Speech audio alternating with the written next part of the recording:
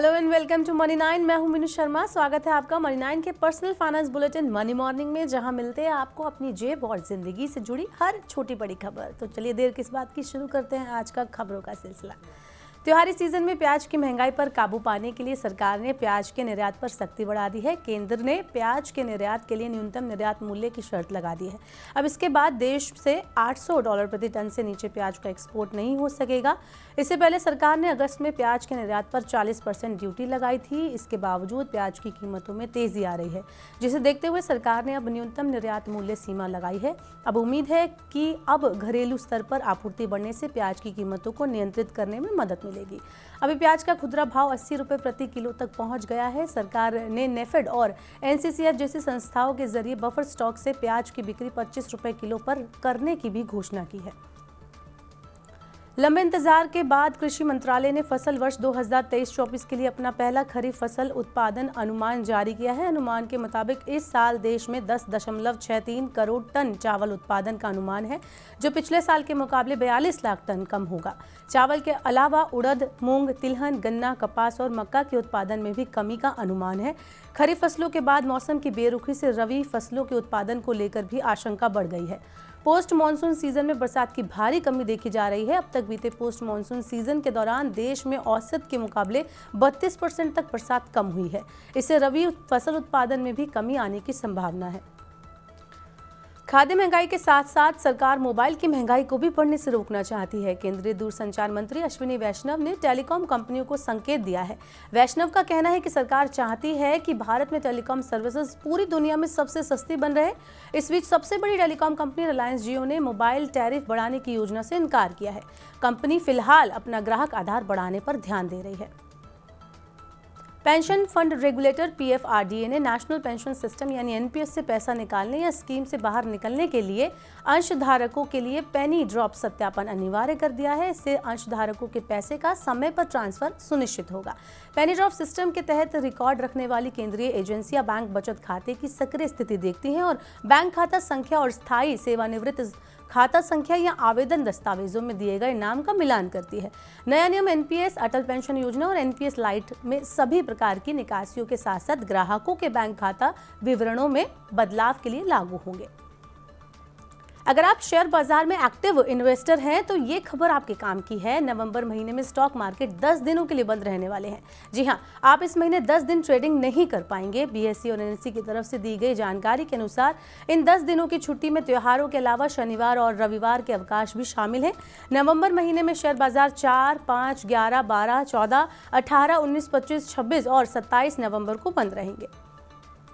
बीमा नियामक IRDAI ने बीमा पॉलिसी की बुनियादी बातों को ग्राहकों को आसानी से समझाने के लिए मौजूदा ग्राहक सूचना फॉर्म में बदलाव किया है।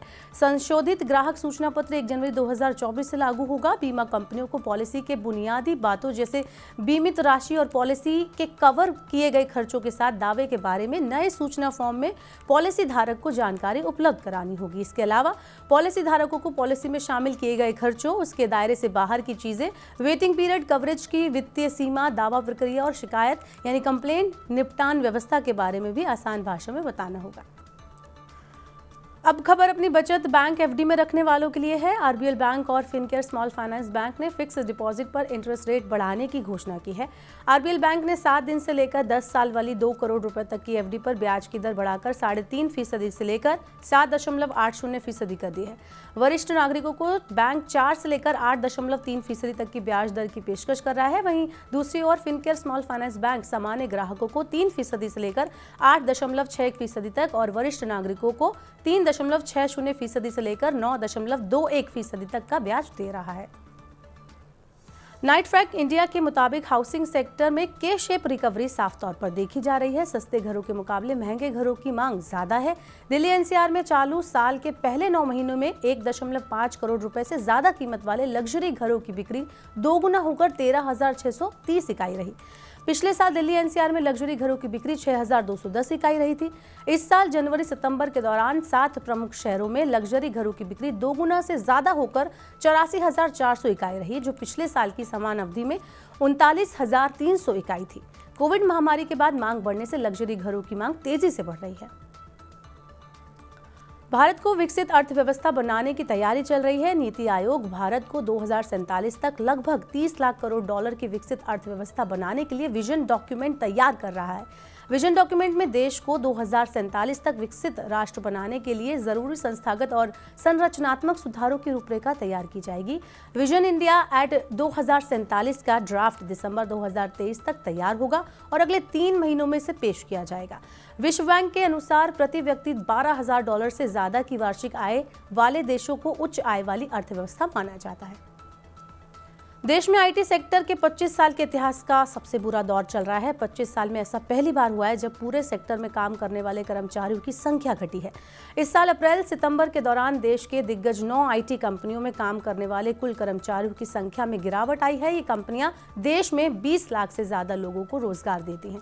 कर्मचारियों की संख्या में कमी की प्रमुख वजह अमेरिका और यूरोप में आई मांग में कमी बताई जा रही है। इन देशों में आईटी कंपनियों के कस्टमर्स ने मंदी आने की आशंका जताई है और इसके चलते खर्च में कटौती की है, जिसकी वजह से कर्मचारियों की मांग घट गई है।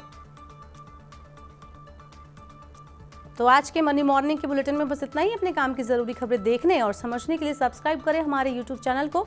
इसके अलावा पर्सनल फाइनेंस से जुड़ी खबरों को आप पढ़ना चाहते हैं तो हमारी वेबसाइट www.money9.com पर विजिट करें। यहाँ पर आपको 7 भाषाओं में पढ़ने और समझने को मिलेंगी पर्सनल फाइनेंस से जुड़ी खबरें। वही खास कार्यक्रम आप देखना चाहते हैं तो मनी9 के ऐप को जरूर डाउनलोड कर लें। बने रहिए मनी9 के साथ। नमस्कार।